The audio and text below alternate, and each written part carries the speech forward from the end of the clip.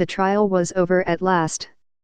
After days of emotional testimony in a case that gripped and divided the nation, a white former Dallas police officer had been sentenced to 10 years in prison for murdering a black man in his own apartment.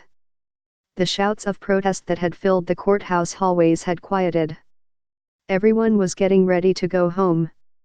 But the judge was not done. After speaking with and hugging the victim's parents, the judge, Tammy Kemp, returned to the courtroom with her personal Bible in hand. She gifted it to the officer, Amber R. Guyger, and pointed to John 3:16, a passage about salvation. Then, as the woman convicted of murder reached out her arms, the judge, still in her black robe and pearled necklace, wrapped her in an embrace. Some saw the striking moment between a black female judge and a white former officer as an extraordinary example of humanity. Others have criticized it as inappropriate, biased and potentially unconstitutional. The Freedom from Religion Foundation, a national group that fights to defend the separation of church and state, filed a complaint with the Texas Commission on Judicial Conduct, arguing that the judge's proselytizing amounted to an ethics violation. Compassion, the group wrote in their complaint, crossed the line into coercion. Critics have also questioned whether a black defendant would have been shown the same compassion. African Americans are more likely than white people to be arrested, convicted, and given stiff sentences, according to research by the Sentencing Project, a group that advocates for criminal justice reform.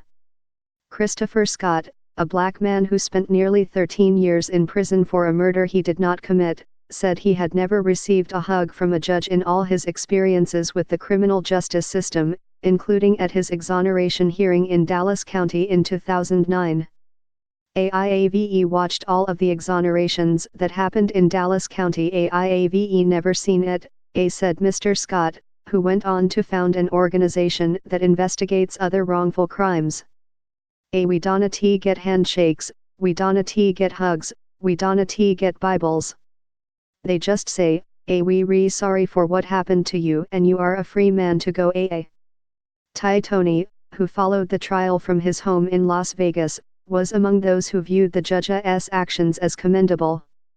I watch a lot of these trials because it's kind of personal to me, said Mr. Tony, 40, who said his brother was killed in a police shooting in California in the 1990s. To take the effort and go out there and console somebody, that touched me, said Mr. Tony, a practicing Lutheran. People can be mad at the sentencing, the time she was given, but thought it's different than showing compassion for another human. Judge Kemp, a former prosecutor who was elected to the bench as a Democrat in 2014, did not respond to requests for comment. Though judges are often thought of as impassive gavel pounders, Judge Kemp is not alone in showing compassion toward the defendant and victims before her. Judges who run court diversion programs meant to help defendants overcome issues like drug addiction often openly root for them to find a better life. When the cases are dismissed, the courtroom can feel more like a graduation than a conclusion to a criminal case. A judge in Brooklyn has occasionally ended low-level cases with handshakes or hugs for nearly 2 decades.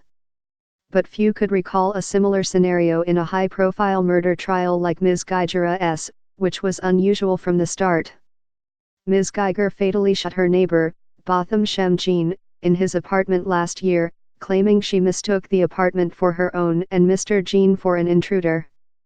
To the contrary, a judge last year denied Joke N. Guzman and Laura, the drug lord known as El Chapo, from hugging his own wife. Amanda Frost, a professor at American a Dialogue with Saudi Arabia and other countries in the region, Ali Larijani, the Speaker of Iran's parliament, told Al Jazeera in an interview broadcast on Tuesday. An Iranian-Saudi dialogue, he added, could solve many of the region's security and political problems. While they explore back-channel possibilities, both sides have continued to stake out staunchly opposing public positions. The Saudi foreign minister, Adel Al-Jubeir, wrote on Twitter on Tuesday that Saudi Arabia had not asked anyone to send messages to Iran. Instead, he wrote, other countries he did not identify had offered to serve as intermediaries. We informed them that the truce needs to come from the side that is escalating and spreading chaos through aggressive acts in the region, Mr. Al-Jubair wrote.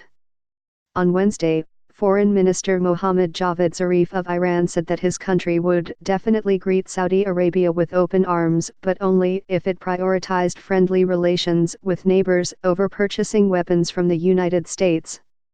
Iran has long sought to pull Saudi Arabia away from the United States and Israel. But it was the lack of an American military response to the strikes on Saudi oil facilities that appeared to have created an opening.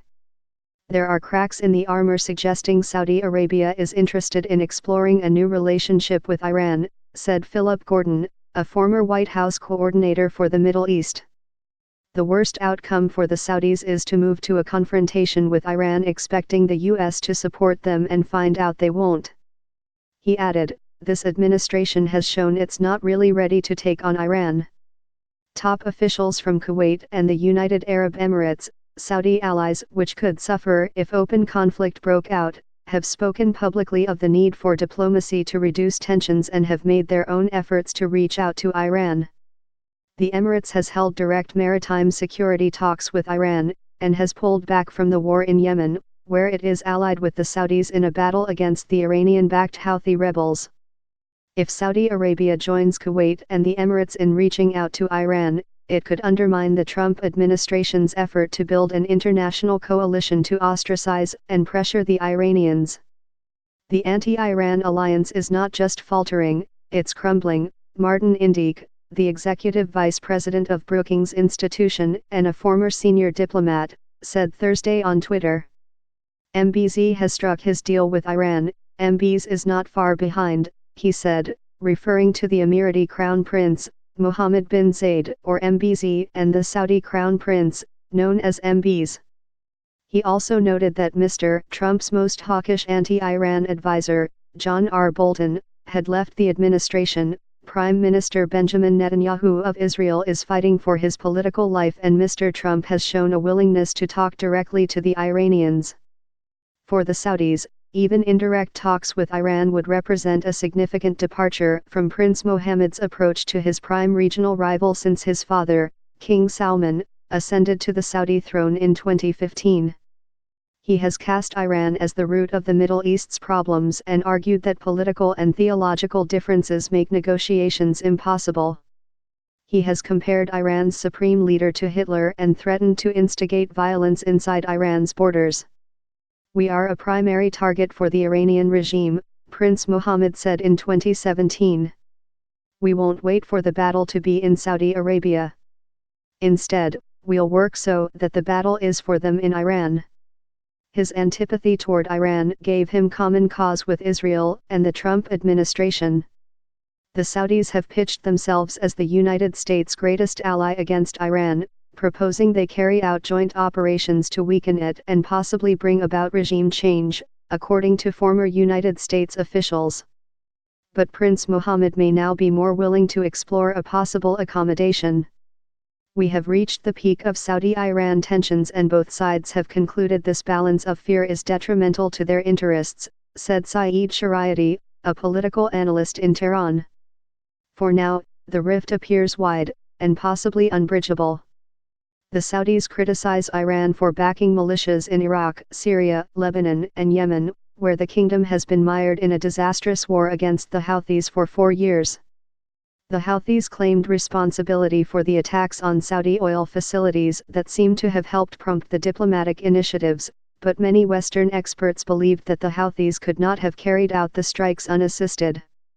Mr. Al-Jubair said Tuesday that Iran needed to stop its ballistic missile program, refrain from interfering in Arab states and act like a normal country, and not like a rogue who sponsors terrorism. For its part, Iran has called on Saudi Arabia to freeze its multi-billion-dollar arms purchases from the United States, stop its intervention in Yemen and end discrimination against the Shiite Muslim minority in Saudi Arabia, a Sunni Muslim-led absolute monarchy.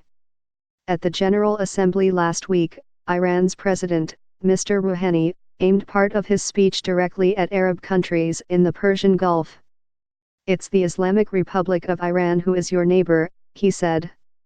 At the day of an event, you and us will be alone. We are each other's neighbors, not America.